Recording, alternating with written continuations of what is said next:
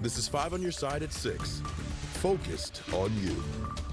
We begin with breaking news right now in St. Louis. Let's take a live drone's eye view. This is 64 near Hampton, and look at all that water on the roadway. A 30-inch water main break has flooded it. It's much worse in the eastbound lanes, but both are closed down. Thank you for being with us. I'm Ann Allred. Let's get to Travis Cummings. He is live at the Tam Avenue overpass. Travis. And the city's water division confirmed that a 30-inch water main break about an hour and a half ago. And I can tell you, we've been out here for 2 hours and that water is still rushing into the interstate. You can see it there spilling out into the road. Yes, both lanes, westbound and eastbound, are shut down right now. There are no traffic moving in. There is no traffic moving in or out of the city of St. Louis if you're using I-64. I just got an update from the St. Louis Fire Department. Captain Garen Mosby, he told me that they had to do one water rescue, and I actually saw that family getting into the fire truck this evening. It was a mom and her 2 boys.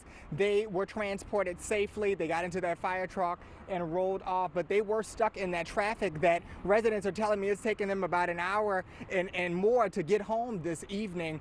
Captain Mosby also told me that in order to shut this rushing water down, it's a manual shutoff. So, and it's not like you're just pressing a button like what we see on TV. It's nothing like that. It's a manual shutoff where people have to actually turn the valves. So they had crews on both Skinker as well as Hampton trying to get that done. Now, in terms of when this is all going to be over, that's kind of unclear because you have to wait for this water to recede.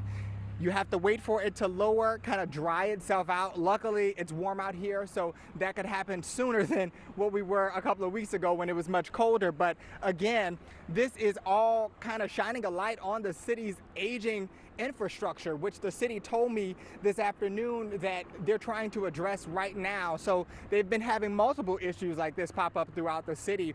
And so we haven't seen a water increase in more than a decade. So they said that that is something that is in the near future as they try to figure out ways to fix our infrastructure problem here in St. Louis. But again, we're dealing with a 30-inch main water break that has shut both sides of the interstate down on I-64. We're here at Tam Avenue. You might want to find another route during rush hour. And Travis, do we know where they are diverting people off the highway, both eastbound and westbound? Travis, I was asking you. Can you ask me that question one more time? Yes. Do we know where they are diverting traffic, eastbound and westbound? Where are they making people get off? We don't at this time, but it looks like they are stopping it at the next exit.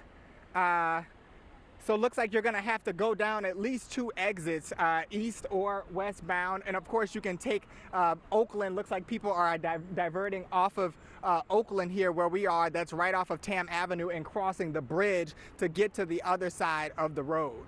All right, Travis, that's probably McCausland you're talking about. Thank you so much for the update. Let's get to more breaking news. 3 people are dead in 2 separate shooting scenes in North St. Louis. The scenes, they're about 5 miles apart. Police were called to each scene within 1 minute of each other. Robert Townsend is live from McLaren and Riverview, where 2 people died. Robert. Hey there, Ann. Police were out here at this deadly shooting scene in this North Side neighborhood for about 3 hours. Take a look back there and you can see the now banged up light pole and street sign. That's where they tell us the wounded driver crashed into after he and his passenger were both shot and killed in this North Side neighborhood.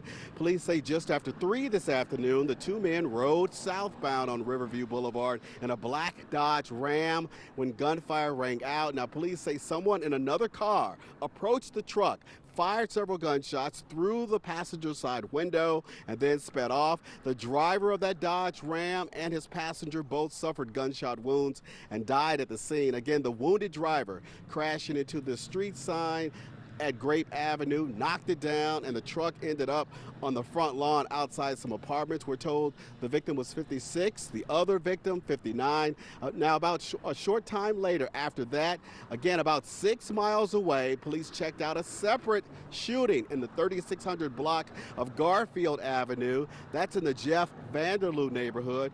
Once there, police say they found a man shot to death. They have also since told us the two crimes are not related. They say the deadly shooting on Garfield was domestic related. Again, at this hour, police are still looking for suspects and motives in both of these deadly shootings. As of right now, we know of at least 59 homicides in the city of St. Louis as of this afternoon. Live in North City, Robert Townsend, 5 on your side. Let's take a live look at Busch Stadium. The Cardinals are out of town. They're in Boston. Good thing they are on the road. We are expecting showers and storms over the weekend. Chief Meteorologist Scott Connell has our weather first forecast. Scott. You know, it's not a rain out though here. It certainly isn't going to be in Boston. Pretty comfortable for the folks up there. But we have some sunshine through those clouds right now around the St. Louis area and very little rain across the area, even with the heat of the afternoon, which we're now right around our high temperature. Most of us back into the lower 80s at this point. By the way, in case you didn't know, Sunday is Mother's Day, and there's the Kirkwood Farmers Market, and they, of course, have lots of plants. Moms tend to like plants. They like pleasant things. And speaking of pleasant, how about your temperatures in the 70s to lower 80s this evening? Not much on the radar screen to show you some ground clutter around St. Louis, but the focus is on those big storms that are up across parts of Nebraska. They've been producing tornadoes up there. That severe weather is not headed our way. We will see a partly cloudy sky here going into this evening. Temperatures dropping back to around 70 degrees. A bit warm, a bit muggy for this time of year. Temperatures are back into the mid-60s on the dew point side, so we won't get any cooler than 65 overnight tonight. We'll see you and talk more about the weekend, which, again, is not a washout, Ann, in about 10 minutes. And you can get the weather forecast sent straight to your phone anytime. Just text the word weather to 314-425-5355. We'll send you a link. Oh, he's got a gun! He's got a gun! Newly released dashcam video is giving us a look at a Tuesday morning shooting that left a trooper injured and the suspect dead. This afternoon, Illinois State Police released this video in an effort of transparency.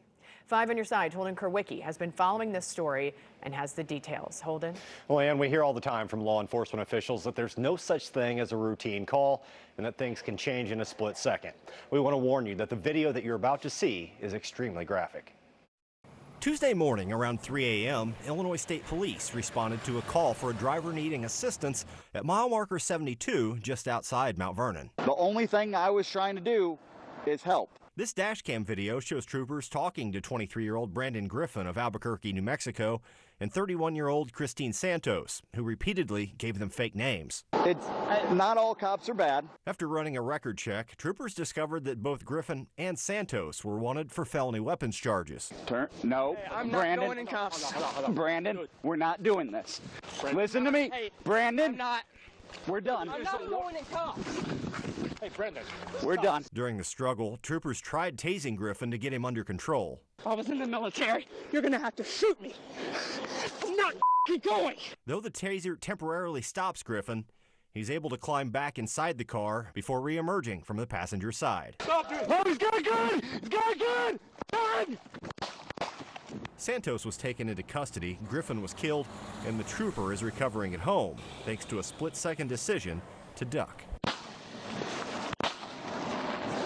Decoy next 83. Shots fired. Shots fired. This entire incident is still under investigation by the Illinois State Police and the Jefferson County State's Attorney's Office. We want to reiterate that the trooper is recovering at home, and Santos is currently in the Jefferson County Jail awaiting extradition to New Mexico. Ann?